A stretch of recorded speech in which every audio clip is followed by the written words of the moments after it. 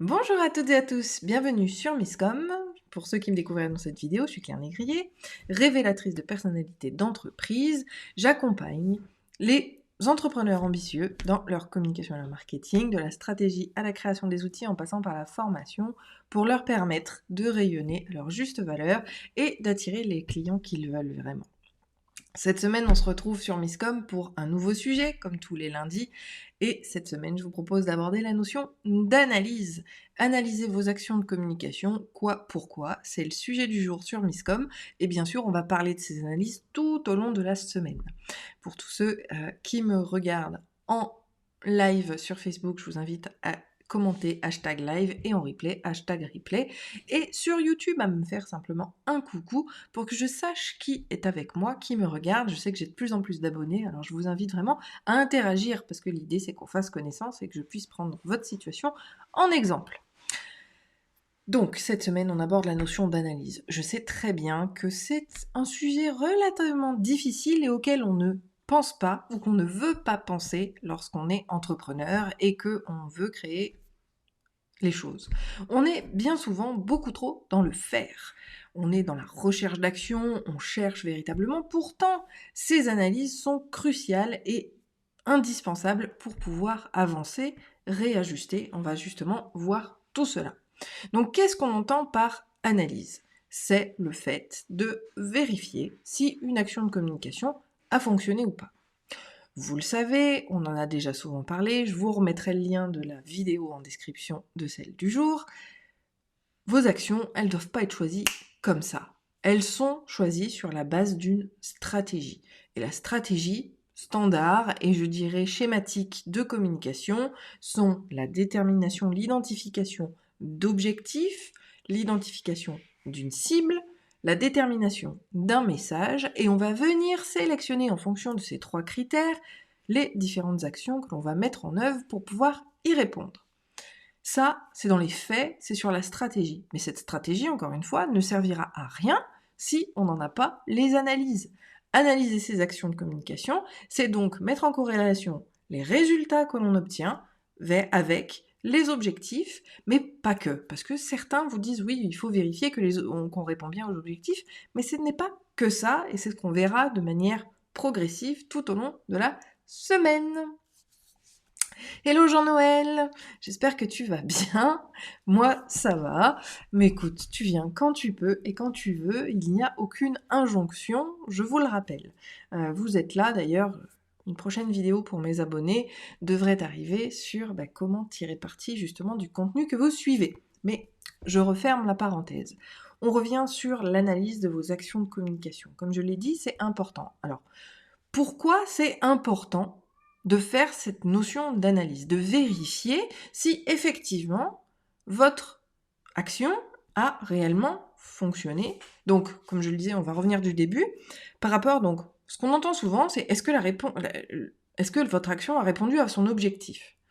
C'est pour ça qu'on détermine des objectifs SMART, etc. Je ne vais pas revenir sur ce sujet-là.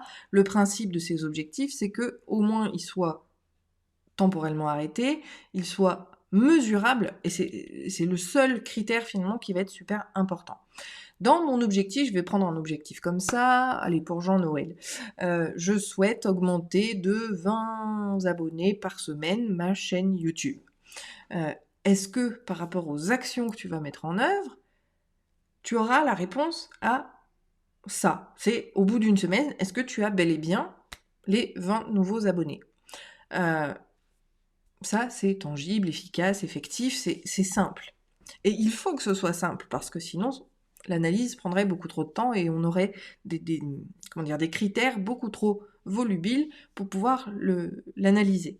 Et donc, l'analyse, on va effectivement dire, est-ce que j'ai 20 abonnés de plus à ma chaîne ? Oui. Et après, je vais changer parce que Jean-Noël, ton business repose sur les ads, donc forcément, on n'est pas dans un schéma standard, mais par rapport à Christelle, qui accompagne les entrepreneurs du bien-être dans leur rayonnement sur Internet, eh bien, on va avoir effectivement peut-être 20 abonnés de plus sur mon support. Alors, ça peut être du mail, ça peut être un groupe, ça peut être une chaîne YouTube, peu importe. Je vais parler d'abonnés, mais voilà, on va augmenter de 20 personnes sa communauté. Donc, l'objectif est facile à mesurer. Si j'ai pas mes 20 abonnés par semaine, mon objectif n'est pas atteint. Donc déjà d'emblée, vis-à-vis de l'objectif, on a une réponse analytique. Sauf que, et c'est là où je voulais en venir, pourquoi c'est important et comment on va l'analyser encore plus, c'est qu'il faut que ce soit au-delà. C'est-à-dire que mes 20 abonnés, mes 20 nouveaux abonnés, ou peut-être 10 pour Christelle, ça sera peut-être plus tangible, mes 10 nouveaux abonnés à ma mailing list, est-ce qu'ils sont véritablement la cible que je souhaite? Et là, on rentre dans des détails que on ne vous demande jamais. Les grands coachs en affaires, les coachs marketing, les fameux marketeurs dont je parle très souvent, ils vous disent oui, il faut quand même vérifier il faut vérifier son objectif. Ah ouais.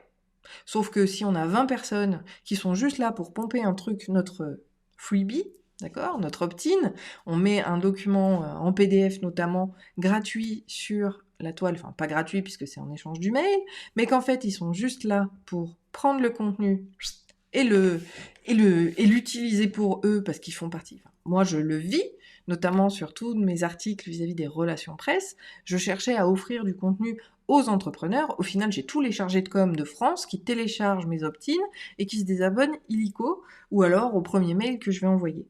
Donc, le deuxième palier d'analyse, c'est est-ce que les gens qui sont effectivement touchés par votre communication sont les bonnes personnes. Il est impératif de faire ce pendant-là et cette analyse-là, parce qu'encore une fois, si vous avez 1000 personnes à votre mailing list, mais que sur les 1000, il y en a que 100, même pas, on va même mettre moins, si vous n'en avez que 20 qui sont réellement des clients potentiels, ça ne sert à rien. Vous allez perdre du temps, vous allez perdre votre argent à essayer de communiquer auprès de gens qui ne seront jamais vos clients. Donc l'idée de l'analyse va aussi avoir cette information et ce nécessaire-là, c'est que oui, on va analyser l'objectif dans sa globalité. Est-ce que j'ai bien mes 10 abonnés supplémentaires par semaine? Réponse oui, non. Si oui, tant mieux. Sinon, qu'est-ce que je pourrais faire pour réajuster et booster un peu plus facilement? Est-ce que c'est mon objectif en tant lui-même qui est trop élevé? Alors peut-être que si c'est pas 10, il faut peut-être que je descende à 8 ou à 5. Voilà, donc là, ça, c'est des schémas qu'on entend très souvent, dont on a quand même conscience, mais le problème, c'est que le relayer uniquement à l'objectif en tant que tel ne donne pas une communication efficace. Parce qu'une communication efficace, non seulement va répondre à cet objectif, mais va effectivement créer une communauté et s'adresser aux véritables personnes qui souhaitent acheter vos produits ou services. En gros, le seul frein, il est soit financier, soit temporel, soit personnel. Voilà.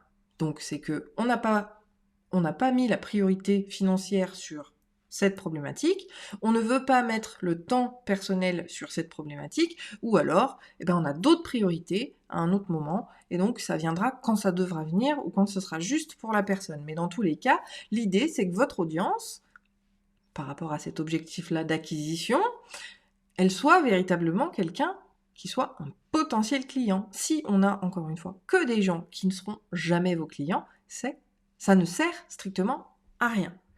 Donc pourquoi est-ce que c'est intéressant? Donc après, on a compris la notion pour l'objectif. J'espère que vous aurez compris l'importance de cette analyse vis-à-vis de la cible elle-même. Et bien évidemment, notre troisième critère va lui aussi entrer en ligne de compte. Le message que vous délivrez. Alors, celui-là, il est un peu plus spécifique parce que il est relativement aléatoire en fonction de votre façon de vous exprimer et en fonction des filtres qu'ont les personnes que vous visez, qu'aura votre audience et la perception qu'elle aura de vous. Alors, pourquoi c'est important de l'analyser? Parce que souvent, dans les fameux réajustements et qui sont le but et l'objectif des analyses de vos actions, on va pouvoir aussi réajuster là-dessus. Je prends l'exemple d'un opt-in, un freebie, vous savez, le fameux document qui va être mis en téléchargement et proposé au téléchargement par l'échange d'une adresse mail. Si votre page et donc votre message n'est pas spécifiquement étudié et rédigé vis-à-vis des curseurs de l'audience, et encore une fois, je vous le rappelle, si c'est vous qui imaginez que, on fait appel au biais de confirmation, qui est un biais cognitif, donc un raccourci du cerveau, c'est le neuromarketing, mais c'est des neurosciences, hein. Tout le monde fonctionne comme ça, c'est un raccourci du cerveau, ce qui fait que c'est probablement pas juste. Donc l'idée, c'est aussi de créer une communauté pour pouvoir vous rapprocher d'elle, pour pouvoir lui poser véritablement les questions nécessaires à la création de votre contenu. Mais voilà, on va aussi, en termes de curseur, vérifier et valider le message mis en place pour s'assurer que. Alors comment est-ce qu'on peut savoir? C'est que si ça ne marche pas bien, si vous ne répondez pas à votre objectif, on va jouer, comme on l'a déjà vu, sur les 3 critères. Peut-être que votre objectif est trop ambitieux. Donc, on va peut-être le descendre d'un niveau. Si c'est 10 abonnés par semaine, on va peut-être descendre à 5, voir si effectivement ça match. Et j'ai envie de vous dire, vous n'avez pas besoin d'attendre, vous pouvez le voir. Si vous vous dites que vous descendez à 5 et que vous faites l'analyse, est-ce que vous les obtenez, ces 5-là? Mais on va aussi pouvoir réajuster en termes de cible et en termes de contenu. C'est-à-dire que le ciblage, ok, donc les personnes, et ça demande bien sûr l'analyse de ceux qui vous ont rejoint dans votre audience. Je garde encore cet exemple de l'opt-in. Si vous voyez, comme moi, que tous ceux qui téléchargent votre opt-in, ce sont des concurrents, c'est que forcément, c'est pas un sujet qui est ultra pertinent et que vous avez une perte de temps et une perte de ressources. Rappelons-le, vous avez beaucoup d'outils gratuits, notamment dans l'email marketing, qui devient payant à partir d'un certain nombre d'abonnés. Si vous n'avez dans vos abonnés que des gens qui ne sont pas susceptibles d'acheter vos produits, vous risquez de payer un outil avec des gens qui ne sont absolument pas intéressants pour votre entreprise. Donc l'idée de vérifier la cible et de vérifier qui fait ça, et ça c'est encore aujourd'hui, merci de l'univers de me l'avoir envoyé, je vérifie mes mails et je vois que j'ai encore un chargé de communication d'une entreprise qui a téléchargé mon fichier presse. Ce n'est pas la cible que je veux, ce ne sont pas ceux auprès desquels je vais avoir un intérêt, donc il vaut mieux que je réajuste encore une fois, à la fois mon propos, mais probablement mon opt-in lui-même, pour ne pas simplement aider mes confrères et consoeurs à faire le boulot à leur place. Là, il y a un problème, effectivement, je pense que c'est l'opt-in lui-même, parce que je pensais pouvoir aider les entrepreneurs, et finalement, j'aide mes concurrents. Donc, c'est pas intéressant. L'analyse de ces actions, c'est effectivement pour pouvoir les réajuster dans le but, ou savoir s'il faut les abandonner, parce qu'une fois qu'on a réajusté, si ça marche toujours pas, c'est qu'il faut l'abandonner. Et le principe, l'objectif de tout cela, bien sûr, c'est un gain. C'est le fait de gagner. On va gagner du temps, parce que finalement, si on le fait plus, on gagne du temps. On va gagner de l'argent, parce que le temps qu'on récupère à plus faire quelque chose qui marche pas, ben on va récupérer ce temps-là. Puis on va gagner aussi de nouveaux clients, encore une fois. Si on a un outil de communication qui s'adresse à la bonne personne, qui a un objectif, enfin qui va pouvoir répondre à l'objectif avec un support qui va être efficace, eh bien ça fait un support pérenne qu'on sait qu'on va pouvoir garder, où on va s'adresser et développer une communauté qui sont réellement des clients potentiels et pas juste une communauté de fantômes, pour bien évidemment avoir un objectif intéressant. Donc voilà pourquoi il est important d'analyser toutes ces actions de communication. Alors, bien évidemment, temporellement, ce sera sur différents plans. Mais ça, on le verra plus tard dans la semaine. Si vous avez des questions sur le sujet, je vous invite à les mettre en commentaire, parce qu'on est là pour échanger, et je suis là pour construire mes vidéos aussi, en fonction des questions que vous vous posez vis-à-vis de ça. Mais analyser vos actions, c'est un travail, malheureusement, qu'il faut faire pour pouvoir réajuster tout ça. Parce que si vous réajustez pas, alors tant mieux, si vous n'avez pas réajusté, c'est que vous avez tapé dans le mille dès le départ. Mais bien souvent, pour la plupart de toutes les entreprises qui démarrent, on a ces réajustements à faire, que ce soit en termes de messages, que ce soit en termes de cible, ou que ce soit en termes d'objectifs.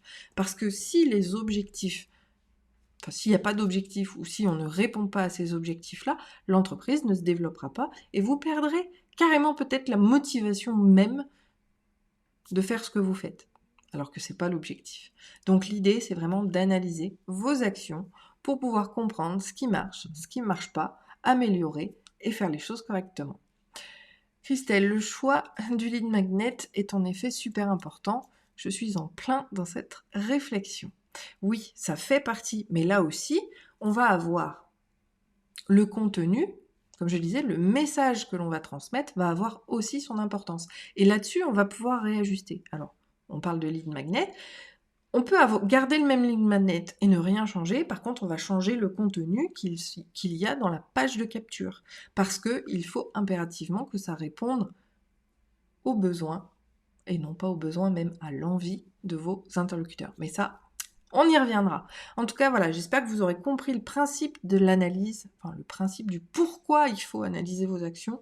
Je sais que c'est quelque chose qui n'est pas évident, je sais que c'est quelque chose que vous pourriez faire de manière peu régulière, ça prend du temps, mais c'est indispensable, encore une fois, pour travailler sur l'efficacité de votre communication, parce que l'efficacité de l'efficacité de votre communication dépend le développement de votre entreprise. Plus vous aurez une communication efficace et fluide, plus vous allez développer du chiffre d'affaires. C'est logique, c'est inéluctable. Voilà. Pour toute question, encore une fois, vous avez les commentaires. Je vous invite également à me contacter sur Facebook en message privé à la page Misscom France ou sur le profil Claire Négrier qui a la même photo d'avatar. Sinon, vous avez aussi l'email à claire@misscom.fr. On se retrouve demain pour la suite sur les analyses et j'espère vraiment que vous y trouverez des réponses et l'envie surtout de le faire. Très bon appétit, très bonne journée. Je vous dis à demain. Bye!